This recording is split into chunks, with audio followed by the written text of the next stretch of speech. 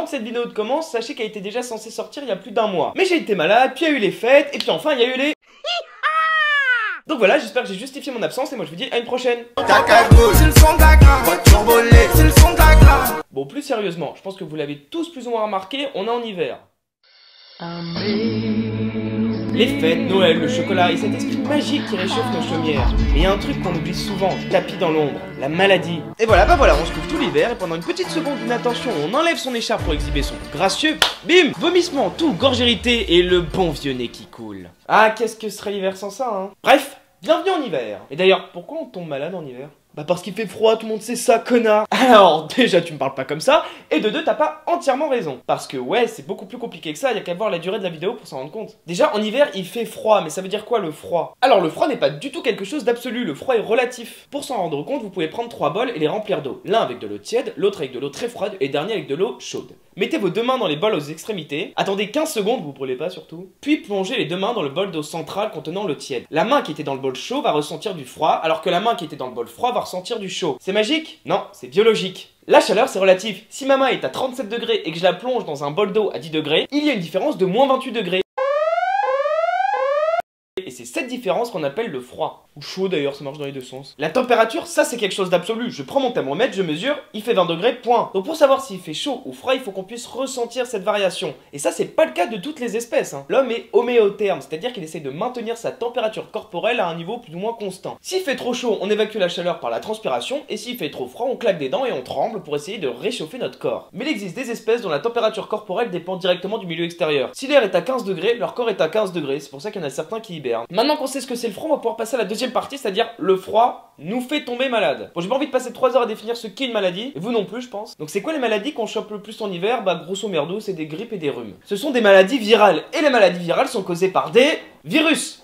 C'est bien. Ça peut paraître débile à dire, mais pendant très longtemps, on a cru que ces maladies étaient causées directement par le froid. Et oui, on pensait vraiment que c'était le froid qui nous faisait tomber malade, même si aujourd'hui c'est largement réfuté par la communauté scientifique, il y a encore beaucoup de gens qui pensent que c'est le froid qui nous fait tomber malade. Mais alors pourquoi on tombe plus souvent malade en hiver? Alors dire qu'on a pris froid, ça déjà c'est faux. Alors il y a effectivement un lien de corrélation, c'est-à-dire que plus il fait froid, plus on tombe malade, mais il n'y a pas de causalité.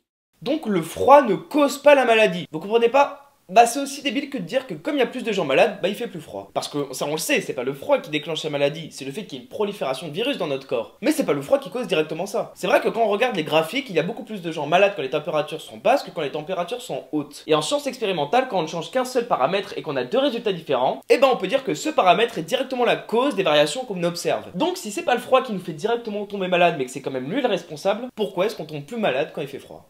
Eh ben, tout ça pour poser une problématique. Alors il y a plusieurs moyens de voir la chose. Premièrement, d'un point de vue biologique. Ça tombe bien, c'est le nom d'émission. Alors on avait déjà un peu parlé de ce qu'était un virus dans l'épisode sur les armes biologiques, mais en temps internet, cette vidéo remonte il y a 3000 ans, donc on va tout réexpliquer. Alors pour reprendre, un virus, c'est une petite quantité d'ADN entourée d'une petite capsule. Mais cette capsule est parfois entourée d'une enveloppe. Et ces protections, elles servent à quoi? Bah pas à notre bien en tout cas. Elles servent à favoriser la contamination du corps par le virus. Et les chercheurs se sont rendus compte que ces protections étaient plus résistantes quand il faisait froid. Et donc si ces protections sont plus résistantes, alors les virus sont plus efficaces et on tombe plus souvent malade. Il y a une deuxième chose un peu débile qu'on entend souvent aussi, c'est que comme il fait froid, notre corps est plus affaibli et donc il arrive moins à se défendre contre les virus. Et donc il tombe plus souvent malade. Alors c'est bien évidemment faux, mais c'est vrai que quand il fait froid, notre corps va faire plusieurs choses qui va faciliter la contamination. Comme par exemple, le nez qui coule. Ouais, le nez qui coule. L'intérieur de notre nez est constitué de ce qu'on appelle la muqueuse nasale. Cette muqueuse a plusieurs fonctions et je vais pas rentrer dans les détails, j'ai pas fait médecine. Mais l'une de ses principales fonctions est d'empêcher l'entrée de corps étrangers. Quand les virus et les bactéries rentrent dans votre nez, ce qu'elles font tout le temps, mais en hiver quand il fait très froid, on a notre muqueuse qui se déshydrate. Ce qui laisse le champ libre aux virus et aux bactéries pour pénétrer dans votre organisme